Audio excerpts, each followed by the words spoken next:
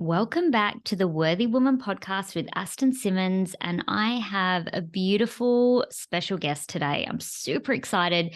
I have the beautiful Erika De Pellegrin. I've been practicing that, so I hope you appreciate my pronunciation.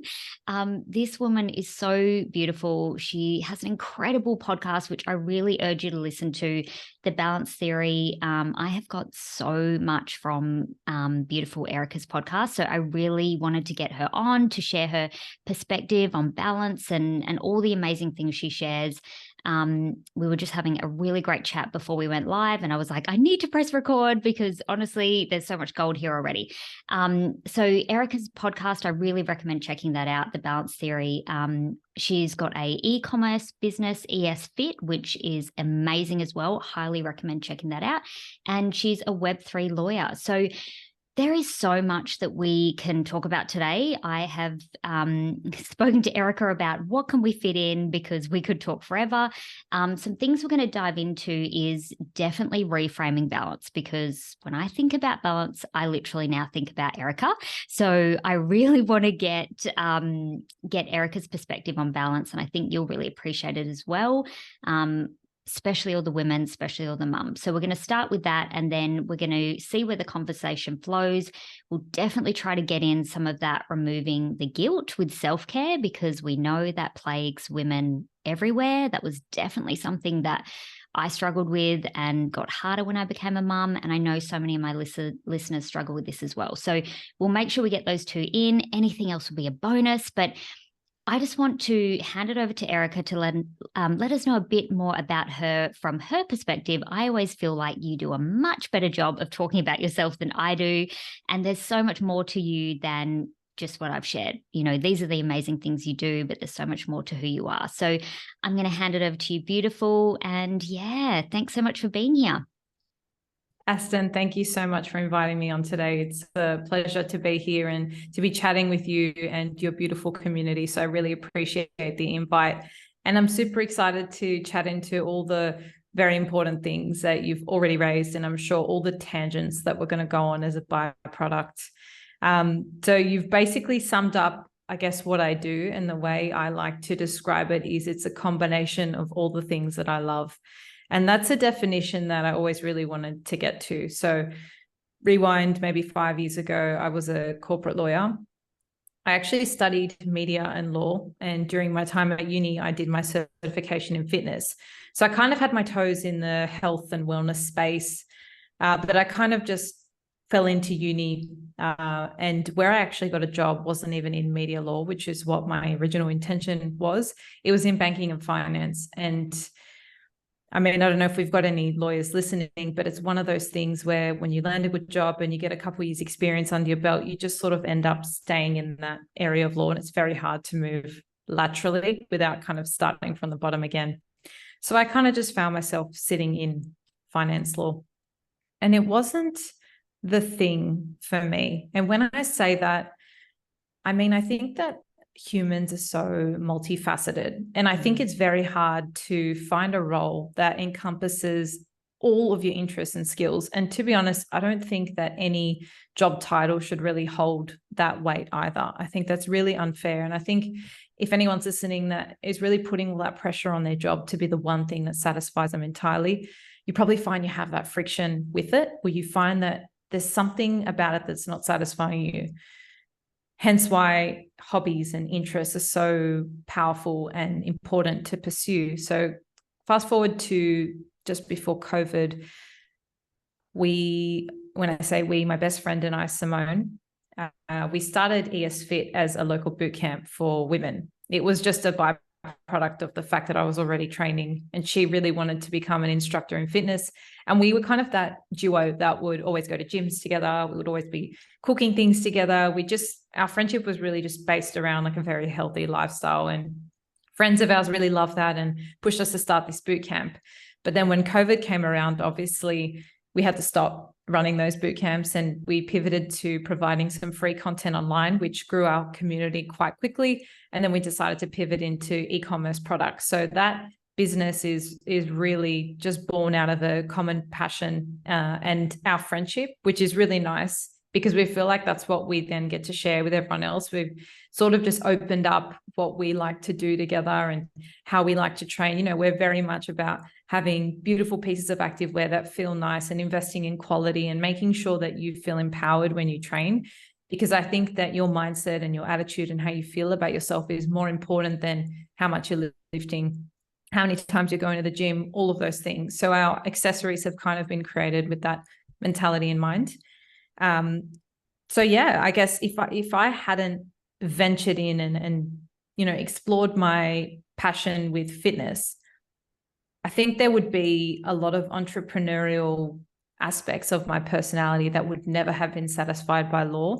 And I could have been left in a position where I felt very unbalanced with my relationship with work, or as I call it on the podcast, it's your area of fulfillment. And then I also started the podcast during lockdown. And honestly, it was one of those things I started to just connect with people because I felt so disconnected. I couldn't see anyone. I was working from home. And the role I was in at the time was quite segregated. Like, it wasn't really teamwork. It was kind of just me, myself, and I. And I'm a pretty social person. So that was kind of born out of total disconnection, and it's led to the most incredible conversations and so much self-discovery along the way. But coming back full circle, I now kind of have this combination of things that I love, and that's what I do. And sorry, just to I guess conclude that, I was working as a finance lawyer. I did take a break from law. We were just speaking off air. I just moved to Dubai 8 months ago. And a big part of that was just to prioritize a bit of travel and just experience a new lifestyle before we settle down and hopefully have kids in the next few years. And coming over here, one of my interest areas has been Web3, which is like crypto space for the last couple of years.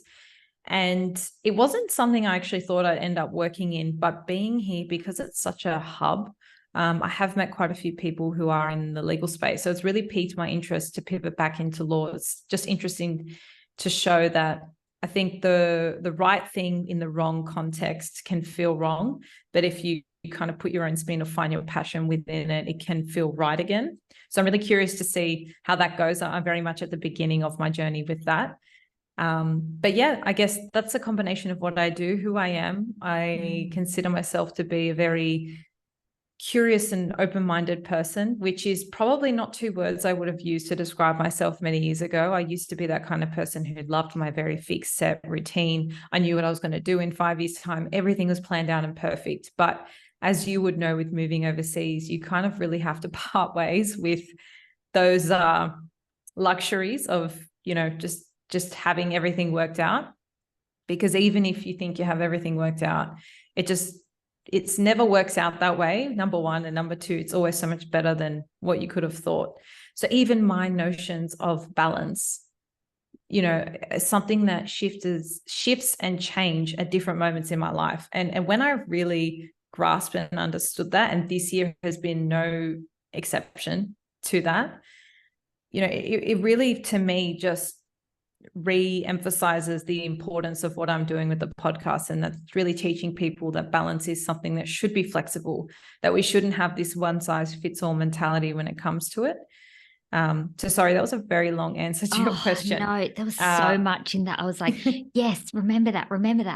Like nodding my head so much. And so much of what you shared, I love. I love how you talk about our purpose, and that I loved exactly what you said, that sometimes it's in the wrong context or at the wrong time, and like not to close doors. Like, I'm 100% with you. Like, it's really interesting. I worked in banking and finance like back in the day, like way before I had kids. So it was bringing back that for me. And I remember wondering, how did I fall into that? And like, you know, it got to a point where I wasn't happy in it, and then it led to something else. But it's exactly what you said. It's like they're like stars that align, and you don't, or like a dot to dot. That's how I see it. And you don't see until you look back that like each of those dots had to connect to get for you to get to where you are right now. And some of those dots didn't feel good as you were going through them. Like, you know, you ended up in law and you were doing something you didn't want to do, and you were like, why am I here? But then it ended up connecting you to the next dot. And then now it's a dot that's making sense now. And I think sometimes that's what's so hard. And this is that component of trust. And like for me, it's like, okay, I have my plan, but then there's another plan that's bigger than me, which that can be whatever you believe in, God, universe, whatever. I'm like, it doesn't matter. Just know that like we are all supported. And even if it doesn't make logical sense, it's going to make sense in the long run when you look back. And I love pretty much everyone I speak to, their journey is like that. And I think it's so important to share it because for some weird reason, a lot of us have this idea in our head that it's going to be a straight line. Like you said, like I'll make this decision and then I'll do this job and then I'll study this and then I'll do this for 5 years and then I'll meet the right guy and then we'll get married and then we'll have 5 kids or 3 kids or, like we have this plan and it never goes to plan and that's perfect. It's perfectly perfect that it doesn't go to plan because like you said, it works out better. And we can only see that when we unattach. And I know that is the hardest thing for us to do, especially as like ambitious women like you and me and the women that listen to your podcast as well, women who are, independent and strong and making decisions and, are proactively living their life, which I have full respect for. But it can make it harder for us to let go and trust and not try and control all the pieces and like let it unfold. So really could relate to that. Yeah. And I mean, hindsight is a beautiful thing. So in 5 years' time, when you can look back and say, oh, now I get, why I stuck around that job or why I worked for that person, X, Y, Z. But I think one thing that really helped me, and it's a little bit of a mindset tool I use, and it applies not only to jobs or any other opportunities you have, but also relationships. I feel like sometimes in the moment when we're in something that feels like we're stuck, it feels like it's not aligned, it feels like something's just not working for it, right? Of course, eventually you move out of that and you leave it or you try something else. But that relationship or that job served a purpose. And if the only purpose it served was to show you that it's something you didn't want, then that is, a benefit to you. Because at the end of the day, then when you land an ideal job or you find the right partner or you're in the right group of friendships, you know what that looks and feels like because you have a point of reference of what the complete opposite is. So for anyone listening that feels like they may be in that right now, just trust that you do need to experience that so you have a point of reference for the right thing. And so you can actually fully appreciate it. I mean, I never regret any relationship I've been in before, any job I've had, even if, I can look back and say, yeah, it wasn't right for me, or I didn't really like that job or enjoy my time there. If it wasn't for those experiences, I wouldn't be able to have the gratitude I have today for what I do have, because I can see how much more aligned these opportunities are for me. So I feel like that's something really important to remember, because often the process is frustrating, like you said, and I fully resonate. Like I still to this day think that whatever I start or do, start a project on is going to be a straight line.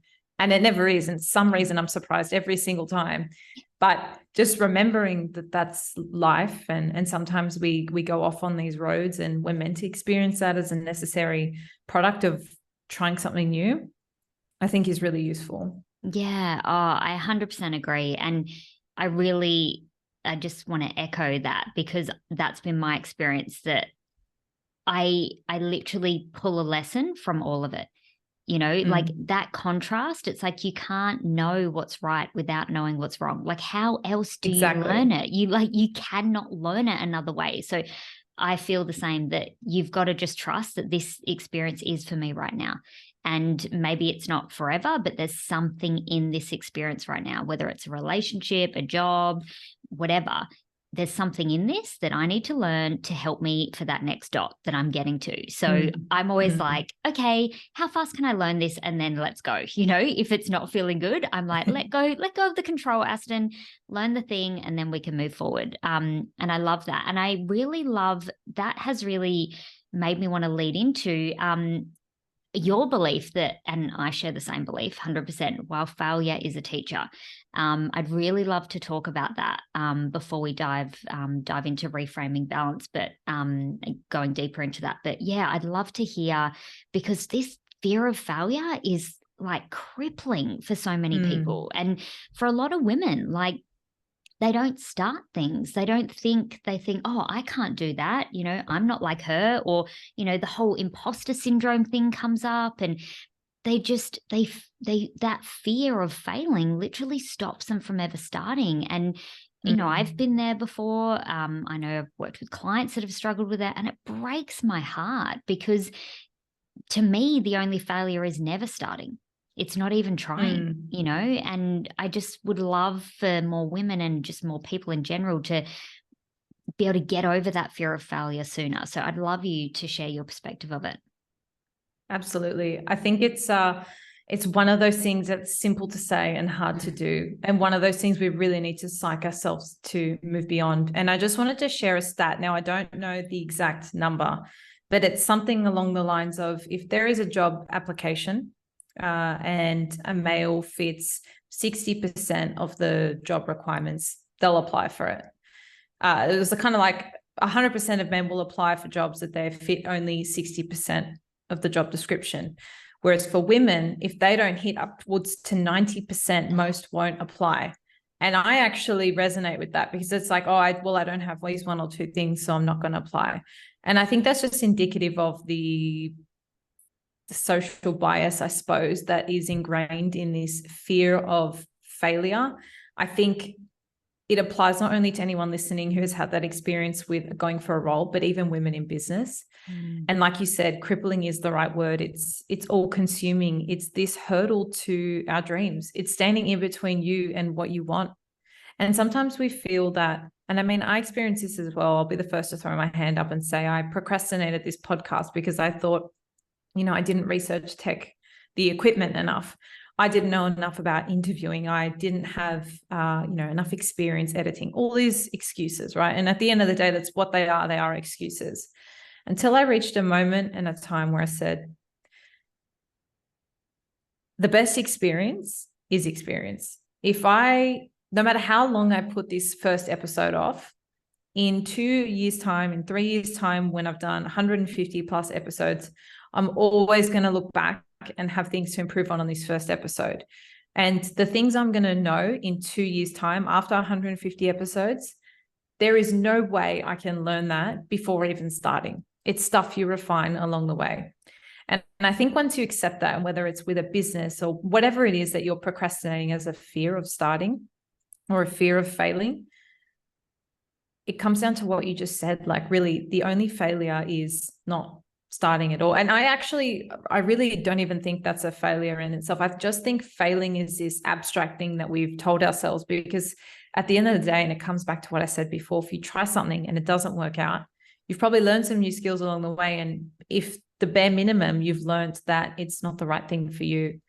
And so I think really putting something off, if you're putting something off and you're listening to this, you really need to be critical and give yourself a bit of tough love, because it's a limitation and it's a hurdle that you have constructed yourself. Because it's one of those things where you always hear mums say it, like, you're never ready to have kids.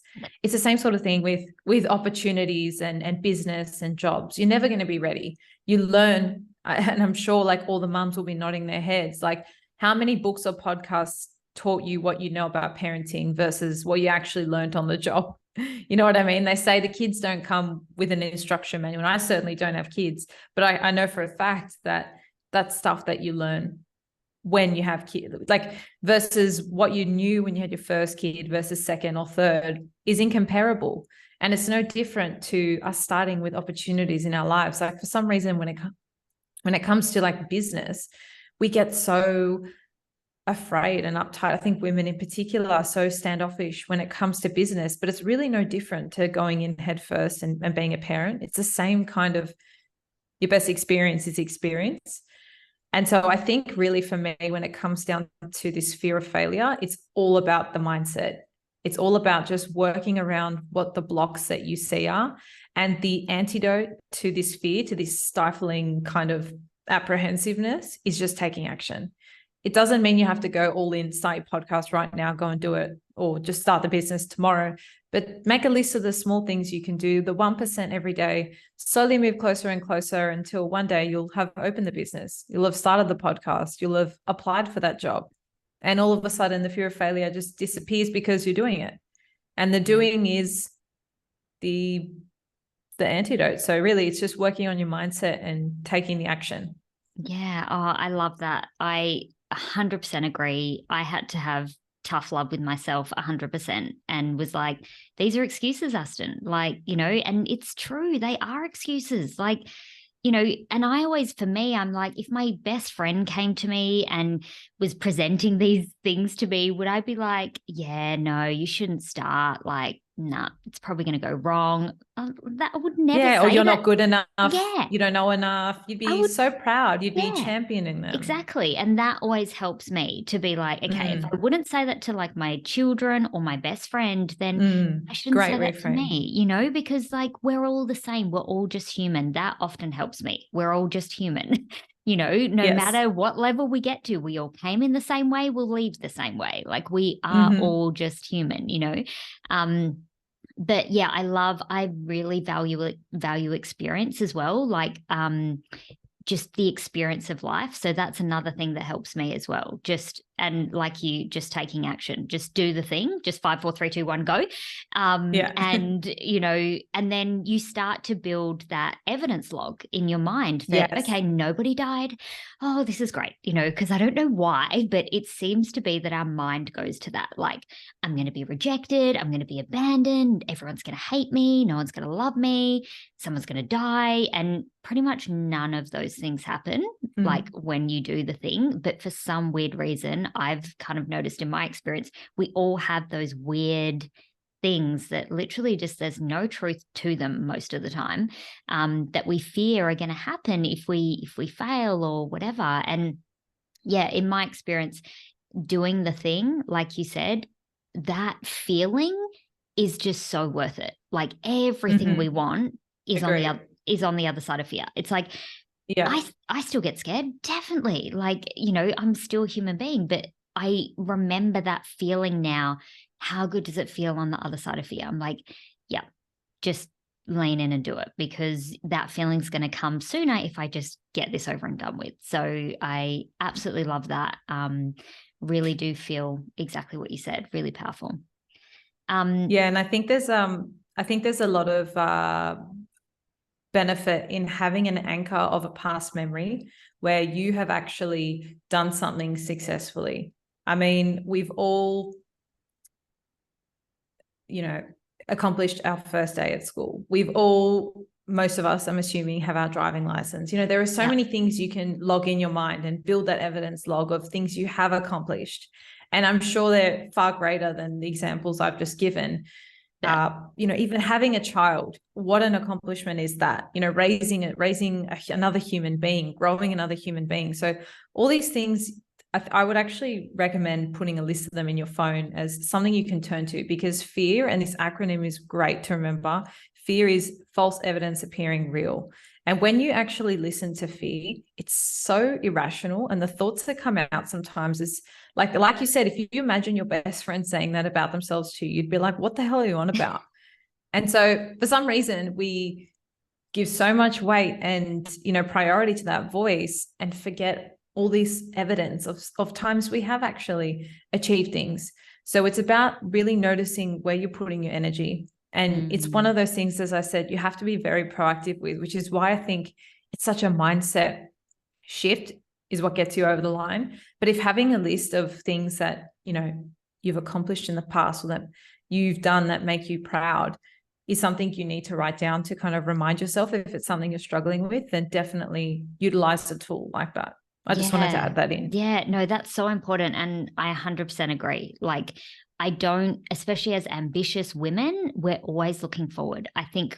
And like you said, I have heard that stat before about women in going for jobs. And every time I hear it, I'm like, oh my, like I am a recovering people pleaser, a recovering perfectionist. So have had to learn how to be more compassionate and kind to myself. Like I was so critical to myself, and I always say to women, and I've said it on the podcast before, that, you know, how you relate to yourself is how you relate to others. So, you know, I found that I was critical of everybody because I was so critical of myself. And, you know, that would have stopped me in the past of applying for a job or even like reaching out to you. You know, that voice would have stopped me, you know. But now I have to, like you said, go back to that evidence log and be like, I've done plenty of scary things. I've given birth naturally twice. I've walked over fire. I'm like, I've done some really crazy, I've done some really crazy things, like bungee jumped and, you know, jumped out of a plane. I'm like, seriously, Aston, you've done some really crazy things that were way more risky and scary than this. So, you know, send the email. Yes, send the email. So yeah, it's crazy, but I love that. And I think we all do need that reminder that we are all human and we all do need that pep talk.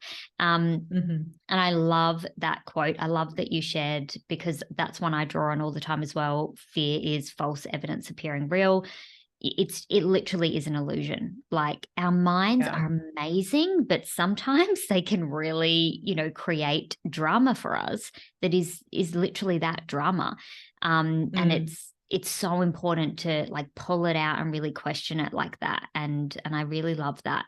When we were talking about, you know, women, and you're doing a lot of things, you know, you've been traveling, you're doing the podcast, you've got your e-commerce business. Like, there's this thing with women of like wanting to do it all and have it all. And I think this is where the whole balance issue comes in, especially for mums. And I know this stopped me for years. I literally, for a long time, thought that I couldn't pursue any of my other passions outside of motherhood once I became a mum.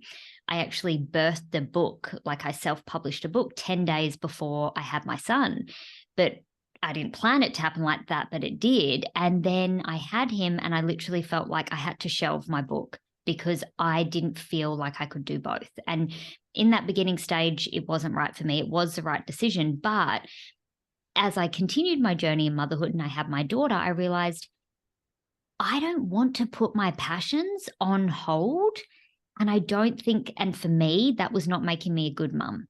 Like, I was a less fun, less passionate, less loving mum when I was like putting everything that was important to me on hold. So I think this ties in a bit with also the self-care and guilt. But I know for a lot of women, a lot of mums, like, they're, like we say, we're multifaceted. They've got all these passions. And for some reason, when they become a mum, they think, and I know it was just a BS limiting story because I've managed to break through it, but I know it feels real in the moment of like, and feels true in the moment that I'm a mum. So, you know, I can't write a book, or I can't have a podcast, or I can't do these other things. And yes, it's changed the way I do it. Like, it's slightly different. You know, like we were talking off air, I do batch record a lot of my podcasts, but I'm still doing it. So yeah, I'd love to talk a bit about how do we create that balance in, like we said, you know, we've got all these different things we want to do, all these different passions. And I really love your perspective on balance. So I'd love you to speak to that. Sure. I do want to say that because I'm not a parent, I have so much respect for parents, especially mums. So I obviously can't speak from experience of being a mum, but I do think a point about balance that is relevant to everybody on this planet is when we're out of balance, it's generally tied with this feeling of guilt for how we are or are not spending our time. I think that's something I can hands down say that all of us agree on. So it comes back to what you were just saying, you know, even if you spend time doing the self-care, you feel guilty for not being with kids or not being at work. You know, it's relevant. And it's actually that feeling of guilt was so strong for me. And that's what really positioned me to start questioning, well, what is balance all about? So I think for most of us, when we think of balance, and I know maybe for mums, this isn't the direct thing they draw on, but in, you know, general conversation, I think the framework is generally work-life balance. It's what we throw around. It's what's spoken about. And when I was thinking about that as a concept, I just had so many issues with it. For me, it puts pressure on us to have the areas of our life equal, which is so unrealistic. Yeah, I mean, for somebody who works full-time already, that's like 70 to 80% of their week. So to say that work and life have to be equal is, I just think, an unrealistic ballpark. The second thing is, to classify your life as life and work, just shove everything under life and then make work have equal weighting, I think is also a little bit of a skewed view. And for a lot of people, work and life are not separate. They're actually combined. So for me, I was like, okay, how do I reprogram this in a way where I don't think balance is a one size fits all. So I really wanted to come up with a framework that gave people the power to determine what their own balance looked like. And that really began with me working out, well, what the heck does it look like to me? So the balance theory has evolved, and the way it is today is we've all got our health, which comprises of our physical and mental health. We've got our relationships, which includes our romantic relationships, if we have one, our family and our friendships. And then we've got our area of fulfillment. And that includes, of course, your work and your career, but also your hobbies. And if you're a full-time mom, that's your fulfillment. And so already we can see how the work-life balance is very exclusive to professional working people. But there are people outside of that do have things that fulfill them. They do things every day that are fulfilling, that we can also include in this umbrella. So the formula basically says that your unique balance is any combination of time spent across each of those areas. The golden rule is that you just have to have time in each of them at any given moment, but the degree to which you spend time in each is totally up to you and is totally dependent on your priorities. So this formula or this framework, number one, gives you flexibility and permission to change it. And not only from like seasons of your life. So even for me, when I become a mom, God willing in the future, I hope so, that my balance is going to shift and change. It's going to look very different to what it is right now. Not only that, day to day, sometimes that looks very different too. I may have a jam-packed day, but I may wake up feeling a little bit anxious and need to completely shift my day around. So having that flexibility and understanding what priorities in each of those areas looks and feels like is very important to at least trying to maintain a little bit of neutrality in terms of our sense of balance. And to me, that just means feeling grounded and aligned with myself. So when I speak about it on the podcast, when I take the balancers through kind of setting up or establishing their balance, the really key thing is understanding what your priorities are. And I like to break up priorities into your non-negotiables and your wants. So two very different lists. Your non-negotiables are things that you need to feel balanced in each of those areas. So for all the mums listening, have a think about in your health, what are non-negotiables for you to feel your healthy and happiest self? And at the end of the day, it's not a question of, oh, I'd love, a Pilates class a day makes me feel healthy and happy, but that's time I could spend with my kids. We need a reframe. And it comes back to what you said before to say, well, if I invest that time into myself, rather than give from 50% of myself to somebody else, I'm actually giving 100% of myself because I filled my own cup first. So that's a mindset shift you have to break to really own and define your own balance. So coming back to what we were just talking about, you have to identify, well, if my health was a 10 out of 10 priority, what would that look like? I'm going to just share my own examples, but everyone listening, feel free to kind of workshop what that looks like in your mind. For me, across a week, that looks like a 10-minute meditation every day. It looks like me asking myself how I'm feeling before I wake up and get out of bed. And it means me squeezing in 5 gym sessions a week and ideally a walk every day. That for me is my health being prioritized throughout my week. Then we go to the relationship category. When I was back at home and obviously around family and friends, it meant having one family night a week, one night with my girlfriends, and 2 nights with my partner, just one-on-one. For me, that would feel like my relationship area was satisfied. And then we move on to fulfillment. Of course, this is going to require you to look at your work, any responsibilities you've got, maybe with hobbies and whatnot, but work out what that would look like if it was fulfilled in your life. And from there, then you can set up your timetable or your week or your schedule according to the priorities, making sure that they actually have time to fit in. Because it's all well and good to say, and I mean, this is off the back of people even maybe having set new goals in their health and fitness for the year. It's all well and good to have these intentions. But if you don't actually know when they're going to fit into your day, and if you don't make the space for them, it's very, very unlikely that they're going to happen. So once you get clear on your priorities, you time block them in. I love using time blocking as a way to really make sure I schedule and stay on task with the things I need to do. And then I mentioned that second list, which is they're another form of priorities, but they're wants. So they're not non-negotiables. Your balance wouldn't suffer if you didn't have them, but they're additional things you really would like to have time for. So maybe that means instead of one night with the family, you'd love to have two. Maybe instead of one night with your friends, you'd love to have two. Or maybe you'd love to do an extra 3 spin classes in the week, but they're not non-negotiable. You'd still feel balanced and satisfied and fulfilled with your health without them. But if you had extra time, you would like to do them. And I like having that list because often we have, and I mean, I'm not sure how the mums feel about this, but I mean, sometimes I find I have time throughout the week and I may want to do some of those things. So rather than just scrolling on social media or reverting to like an automatic habit, I have a list of things that I know fulfill me and that I'd really like to do that would only add value to my balance. And then what that also means is if you have your week planned out and you're overwhelmed and you have way too much on your plate, what you remove from your week are the wants, are the things from that secondary list, not your non-negotiables, because that's when you're going to start infringing on your sense of balance. And then day to day, obviously you can shuffle things around. If you feel your health is, taking a hit this week and you need to pour more time, or you feel really disconnected from your best friend, you want to pour more time, you have the flexibility to do that. But having that baseline level, I think is so important, especially for mums who feel like, they just can't have enough time to have a shower and brush their teeth.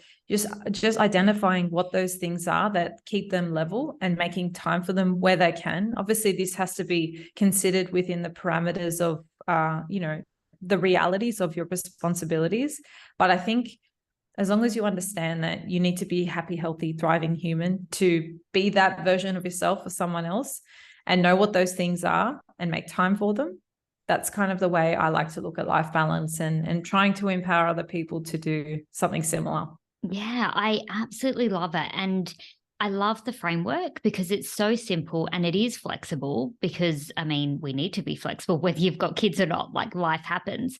And I think sometimes people struggle with the flexibility, but I think like in relationships, especially having some flexibility is a real strength and is so important. And honestly, I was reflecting, thinking this last year, I've felt more balanced. And I was like, why have I felt more balanced? And I had done a very similar process to what you share. And in my days, I started to make sure that, what were the 3 things that were non-negotiable that would make my day a 10?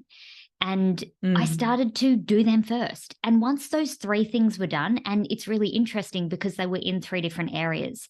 So, it would be, one was my health and like move my body every day. One was my, or do a meditation, one or the other, depending on how the day went. One was work on my business. So do something to make progress within my business. And then one was with my husband and my children. And every day that I tick those 3, I have a great day, and anything else on top is just a bonus. It's just a bonus. Whereas I did find that prior to doing this, I was doing a lot, and like my husband would come home from work or whatever and be like, what did you do today? And I'd be like, I don't know. I did a lot, but I don't even know what to tell you. And I get it. Like for the mums listening, I get it because you do so much. I mean, I'm a snack slave to my 5-year-old. Oh my God. Like I don't know if he's just constantly going through a growth spurt, but he is always eating. Like I feel like I'm always in the kitchen and I'm not the one eating the food, like at all. So, some days I feel like that's all I've done, but now I don't feel like that anymore because for me, it's really simple. It's those 3 things in each of those areas. And as long as I've got one in each area, I'm like, I'm good. I'm making progress. I feel balanced. I feel like I've filled up, like you said, so I have something to give. I'm not resenting my kids or resenting time with them. I can actually be more present with them because I know I've ticked off those things. And it has definitely made me a better mum, a calmer mum, just a happier person in general. And I do love thinking of balance like this. I agree with you. It's completely unhelpful to say this whole work-life balance thing.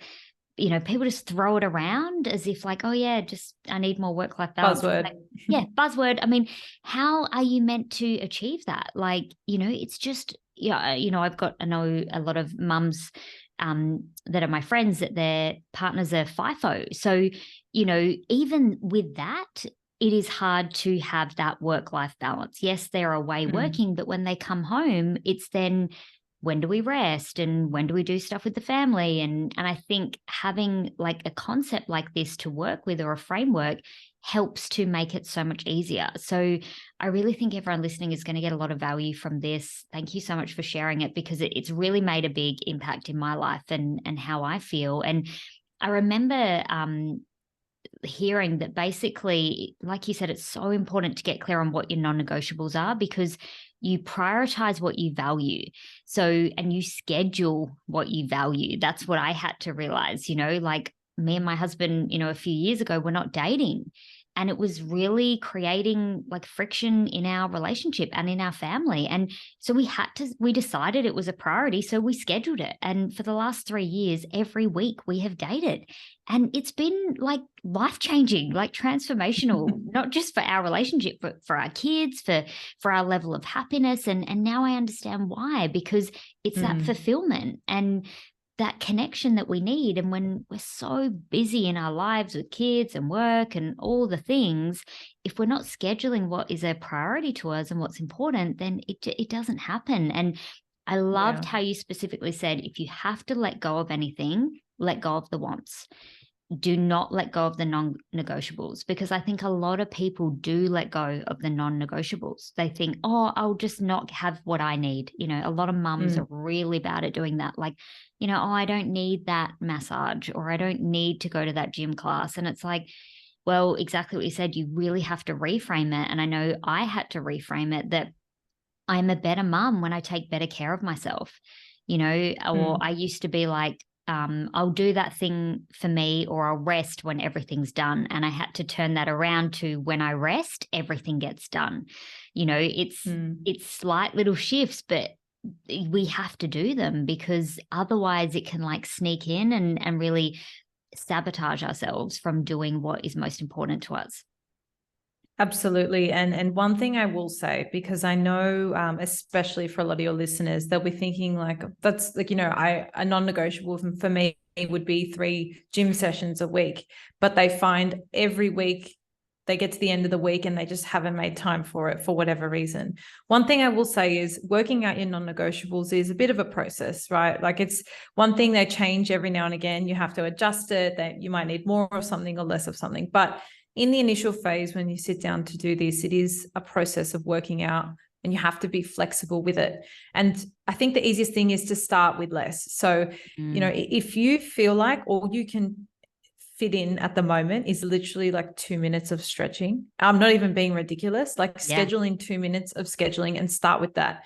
Because when you mentally start to check things off, when you start to stick to what you said you've going to do, and if you've said, you know what, if I can do 2 minutes of stretching 3 times this week, that would make me fulfilled and satisfied, and you do that, then next week you can go up to 5, go up to 10, and you can slowly increase it. So this is really important for people who feel they really run out of time, or they just never know when they're going to have their time. Start with less. And once you start hitting those things that are less, it's not always about the quantity, it's about the quality. You could have 5 deep breaths, and that could give you more than a 20-minute meditation, depending on how present you are. Yeah. You know what I mean? So I love that you mentioned that, because that was key for me. Definitely. I had to start with less, like the 1%. Like what's the 1% thing? If we start here, and it does compound. Like it so quickly compounds. You start to feel a bit better. You realize your kids are still fine. There's still like so many women always say that to me, like, oh, who's going to do everything? Like everything's going to fall apart. What about the dinner? But you just start like I did, and you realize dinner's still on the table, kids still get their clothes washed, like everything will still get done, and you will be happier, more present, actually living your life. Like, isn't that the whole point? Yeah. And it's a good way to dip your toes in. Like if you feel like, oh my God, like I want to do all this stuff, but it's so like, I'm not doing anything for myself right now. And I'm about to embark on this journey where I'm going to ask myself, what does my health need? And that feels so overwhelming. Have a non-negotiable list that's doable and that you can actually stick to, even if it's something like, every time I go to the bathroom, I'm going to high five myself in the mirror, cue Mel Robbins style. Or every time I lock my phone, I'm going to take 2 deep breaths, like habit stack on things you're already doing. You can think of really creative ways to start getting comfortable with, bringing those non-negotiables in, and then you can slowly start to adjust them. So yeah, I think this is an important transition step for anybody who feels like they don't have time or is feeling a bit overwhelmed. Just start with less. It doesn't mean you're doing less for yourself. It's actually, you're doing more because you're carving out time for yourself and you're making a commitment and prioritizing your non-negotiables. And that, once you do that first hurdle, then the rest is just increasing time. You've already, checked off that mindset part of it. Yeah. And like, it kind of ties into everything we've already talked about, that you have to start somewhere. And, Yes. It's kind of like sometimes we start this self-care and we're expecting that, like, we're just going to do it all, like I'm just going to do it all. And then I'm just going to feel like $1 million. And honestly, when I first started, it just highlighted how depleted I was, and I share that because I know for some people, self-care is hard because it shows them how they haven't been choosing themselves, or how they have been neglecting or abandoning themselves. And that was the experience for me in the beginning, but I stuck with it. And like you said, I started small and made it achievable. And then it started to compound. And then I did start to feel better. And then I slowly did start to feel like, oh my God, this is what it feels like to feel full. And then this is what it feels like to give from overflow. That was an incredible point when I got to that tipping point of like, I actually have enough to overflow out now. And this is what giving, I think, is really meant to feel like. It's not, giving is not meant to feel like I'm losing something in order for you to get something. I now really get that giving and receiving is the same energy when you're actually filling yourself up, and yeah, that's beautiful. Yeah. And then it actually feels like I feel like I receive when I give now. Whereas back 3 years ago, that was totally not how I felt. I would feel like taken advantage of, or like, disrespected, or all those things, and resentful and frustrated. And if anyone's feeling like that, I've definitely been there. So, just know that that's the starting point, and go through this process, like listen back to this, take notes, start small, and let it compound. And you will notice that your cup will slowly start to fill, and you'll be like, oh my God, like you really know the difference when you start to fill up, especially if you've been running on empty. It's like all of a sudden getting an injection of vitamins. That's what it kind of felt like for my soul. Like, oh, okay, this is what it's like to have the spark back. So really, really, really powerful. Wow, I feel like I could talk to you forever, but I know we've already covered so much. I love this chat so much. I'm even going to go back and listen to it and pull some more from it. I absolutely love that. Is there anything else you wanted to share, that you really wanted to share before we wrap up?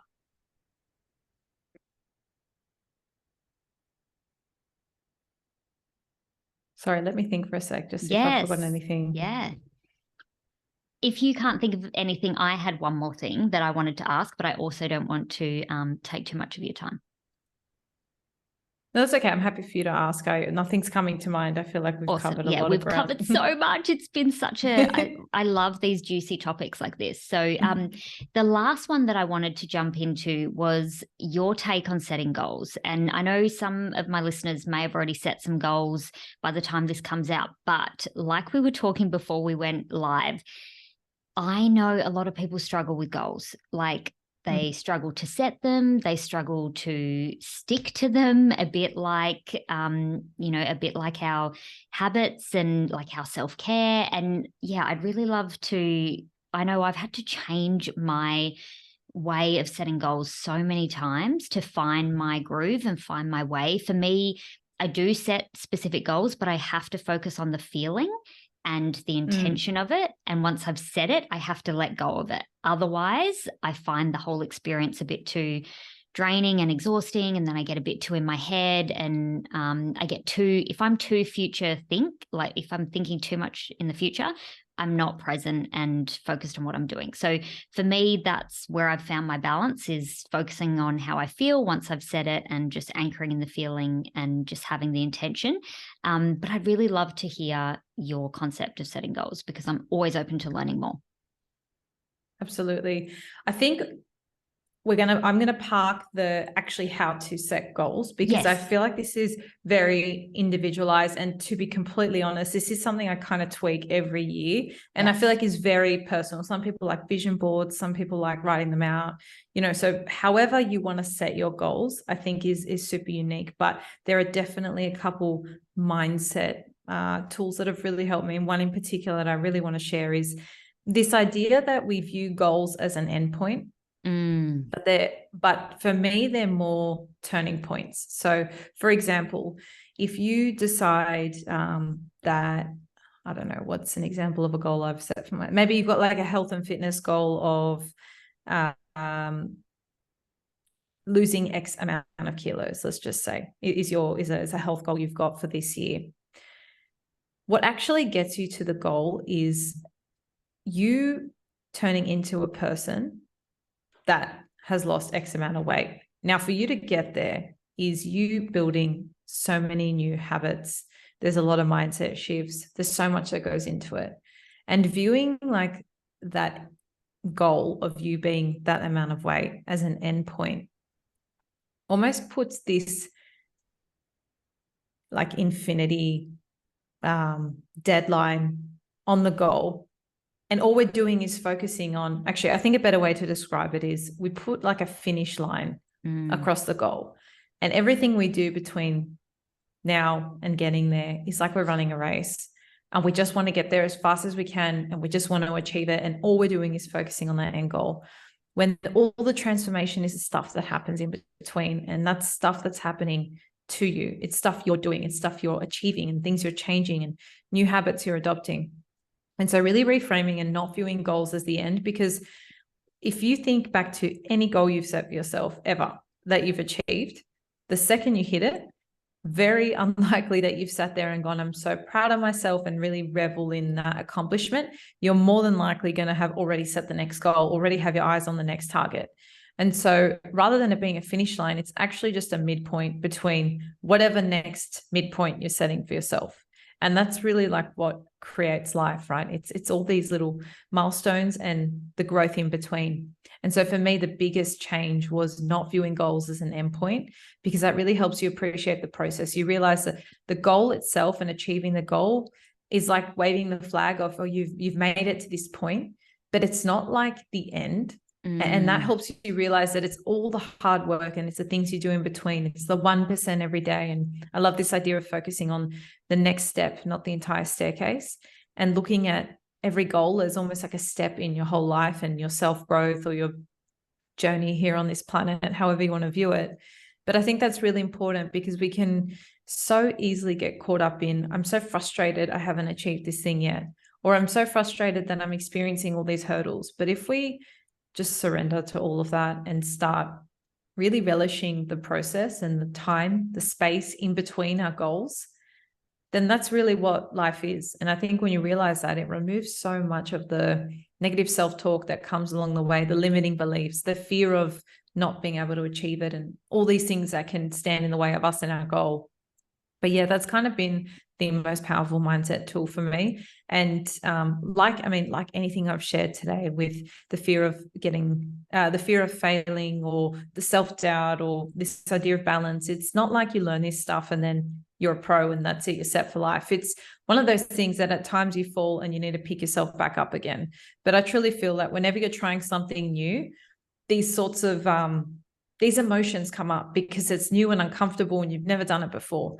And so almost becoming familiar and comfortable with the fact that that's a part of life and it's a bit bumpy, and just appreciating that as the process in between, goal posts, I call them, instead of, finish lines, I think is really, really powerful, and is useful in the process of getting to where you want to be. Oh, I absolutely love that. And that's exactly how I've had to reframe it. Because I'm not, to me also, I don't really value the end goal. I love self growth. I love the journey of like you said, the transformation and the evolution. That's what drives me as a person. And that's also why I struggled with goals for ages. It used to frustrate the hell out of my husband whenever we tried to set goals together, because I just would focus on the steps and the details. And it's great because we're opposites, so it really works. He's much of a future thinker, and I'm more about the staircase or the details. But that's because, like you, I really value the journey, and I really believe that's where you learn everything. That's where you become who you need to become to actually achieve that goal. So to me, it's like that's the most important part. And I know it's very cliche, but that whole quote that we've all heard, that it's the journey that matters most, not the destination. And I think that is something that plagues a lot of women, a lot of people. And I think what you've just shared is really powerful, to start to see it as just goalposts, and like setting your goals with that reframe. And if you're listening to this now and you've set goals and you haven't achieved them, or maybe it's just that you need to be flexible with them, like you shared, and like just see that, okay, maybe we've turned down a different road, maybe we're on a different part of the staircase, and that's still heading us in the direction of where we want to go. It doesn't have to be this A to Z, which is where we get so stuck. And that's what I think. Like, I've climbed mountains before, and yes, I remember getting to the top, but I mostly remember the really big steps that I had to take, and the bits where I thought, I don't know if I could do this, and then I did do it. That is the parts that I remember. And any good story we read, or like someone we learn from, we don't remember, oh yeah, they achieved this. We remember, firstly, they overcame this, and then they achieved that. So I think that's really that's important. That's the majority of the time. Like, achieving the goal is a fraction of the process of you becoming the person who achieves that goal. It is the stuff of life. It is, that's what it's all about. And you wouldn't actually have the goal if it wasn't for all that transformation along the way. It's just something nice I like to think about and remind myself when I'm feeling impatient, as to why I haven't achieved certain things yet. And it kind of comes back really nicely to what we were saying before, that with hindsight, it makes sense. So just reminding yourself and trusting the process. This kind of ties in with that. But yeah, that's probably the one thing I'd like to share on goals that always helps me, I guess, level out a bit. Yeah, definitely. So powerful, so powerful. Absolutely love this chat so much. Thank you so much for being here.